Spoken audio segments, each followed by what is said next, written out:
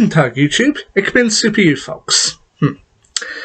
Now, Colditz. This was the 25th Big Finish Doctor Who audio release, first broadcast in 4 parts across 2 CDs on the 20th of October 2001. This is also, I think, one of the darker stories that Doctor Who and Big Finish have ever done, or at least so far the ones I've listened to. I've listened to about 9 so far, and this one, it gets pretty dark, especially. It also did make me raise a couple of questions, but I can't really go into this too heavily without going into spoilers, so I'm just going to say spoiler alert here and just go into it fully. So, yeah, if you don't want anything spoiled, go and listen to it for yourself. Doctor Who Colditz, Big Finish. Off you go. Right, you're back? Okay. The story has the 7th Doctor, played by Sylvester McCoy, and his companion Dorothy McShane, aka Ace, voiced by Sophie Aldred, arrive in a courtyard somewhere. They don't exactly know where, but when they go out to investigate, they end up getting captured by... well, I don't exactly want to say what it is, because I know that this word, or who they are exactly, is a bit of a touchy subject on YouTube, so I'm just going to say, for now, you can fill in the blanks. A certain regime that was prevalent in Germany in the late 1930s and early 1940s. I'm sure you can fill in the blanks from there. Anyway, it turns out that they've landed in the middle of Colditz Castle, and the regime confiscates the Doctor's TARDIS, confiscates his keys, and locks them away. And they have to figure out a way to escape from Colditz Castle. Now, during the Second World War, Colditz Castle was used by the regime because it was used mainly as a prisoner of war camp because it was thought to be inescapable. People can't escape from Colditz. But apparently, there were more escapes from Colditz than any other prisoner of war camp. Or at least that's what's said around the time.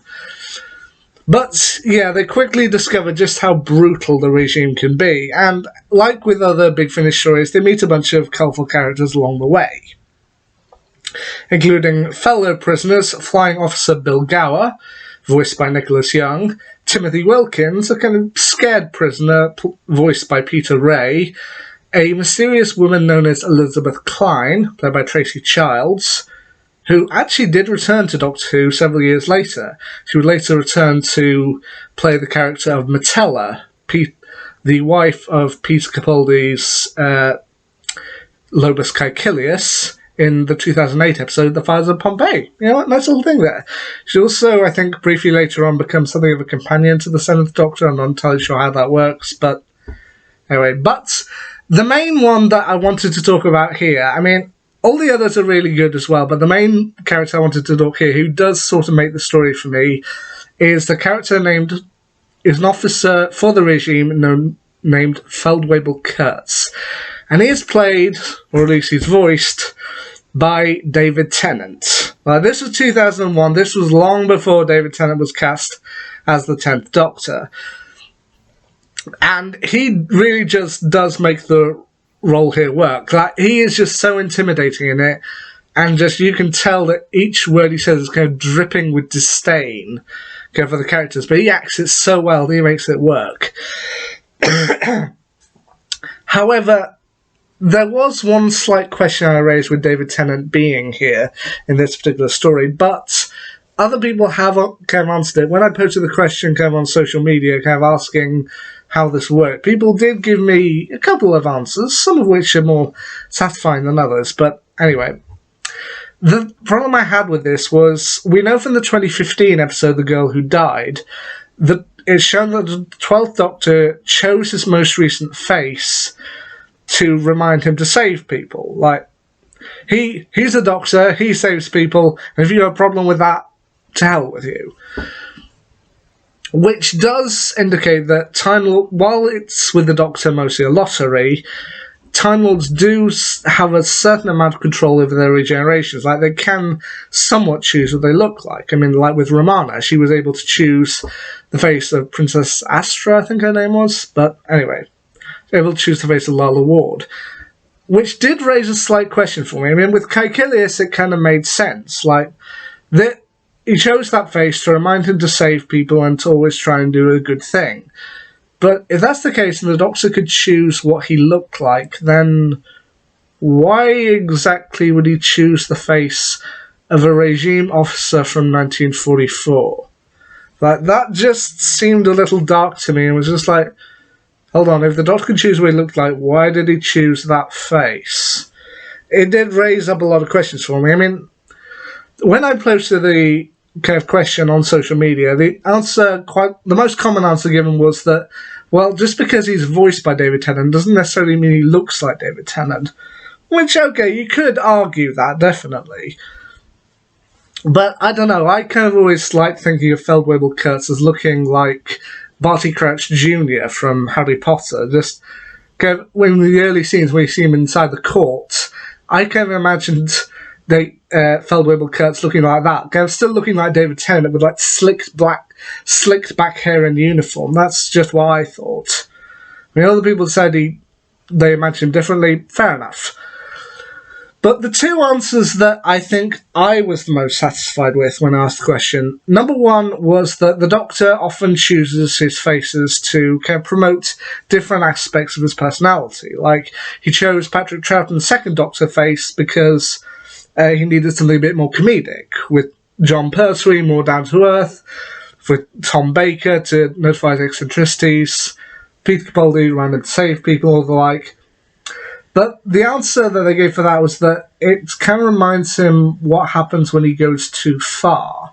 Which I do like. I do like that answer. But I think ultimately the best answer people gave me as to why the 10th Doctor would have chosen that face is that that isn't the only role that David Tennant played in the Big Finish audio dramas. He actually appeared in several, some of which I haven't actually listened to yet. This is the first one I know that has David Tennant in it.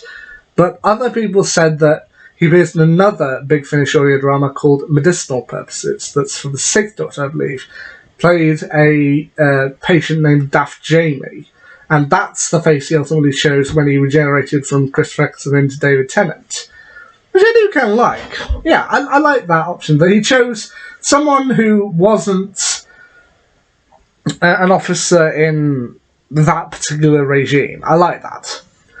But But I think the most...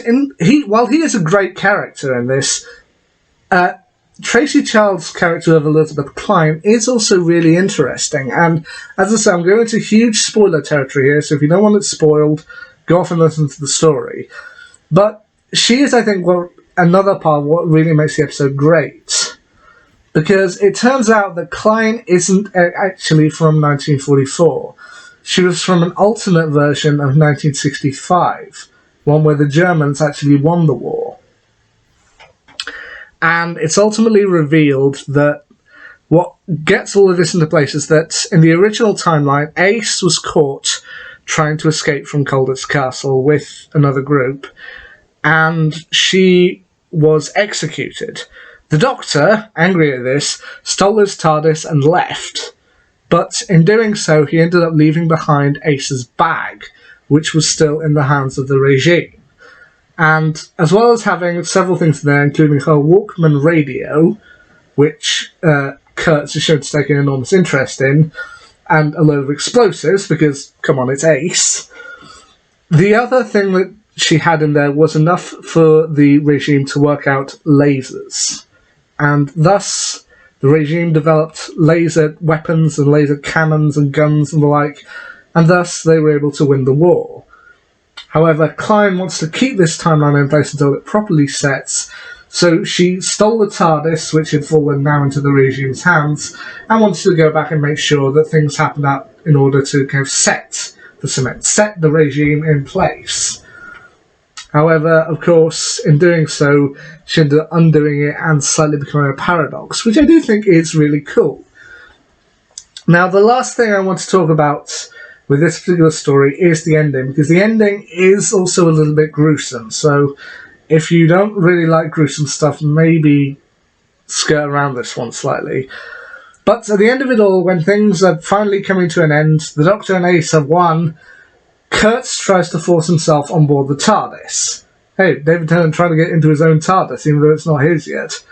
But in doing so, the Doctor ends up taking off, and because Kurtz is both half inside and half outside the TARDIS when it dematerializes, he essentially gets ripped apart. Which is, of course, this being an audio story, you don't see it, but even still, it's still gruesome to hear. Just hearing someone be ripped apart by the Time Vortex and the TARDIS, it's quite gruesome to listen to, and even Ace is shown to be rather shook by it.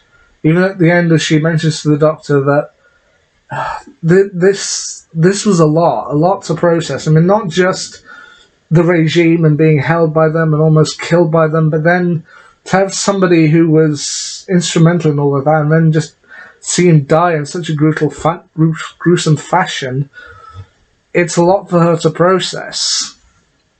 So much so that in the end, Ace says to the Doctor, look, I do still want to keep travelling with you, but I don't want to go by Ace, at least not for a while. I think it's best to go by Dorothy, just for the time being. Like, really? Well, we've all got to grow up at some point.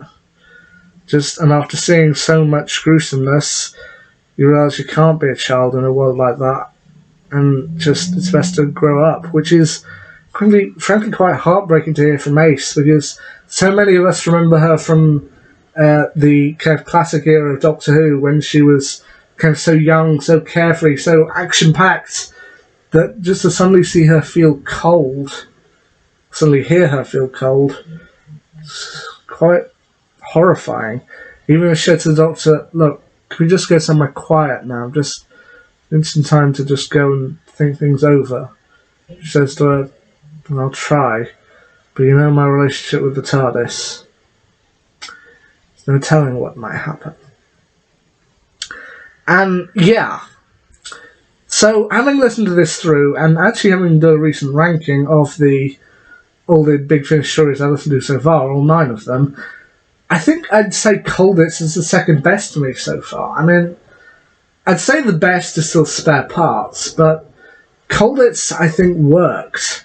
I mean, as I said, I think another one of the things that makes this particular story great is that, okay, yes, there are sci-fi elements, and Klein coming from an alternate future, yeah, those are sci-fi elements, but most of the time, it's not aliens they're fighting, it's not robots, it's not new futuristic weapons, it's a rather unfortunate period in our human history. Point of some very nasty events and some very nasty circumstances, and just trying to survive them. So, while it might be difficult, I think people should listen to Doctor Who Colditz.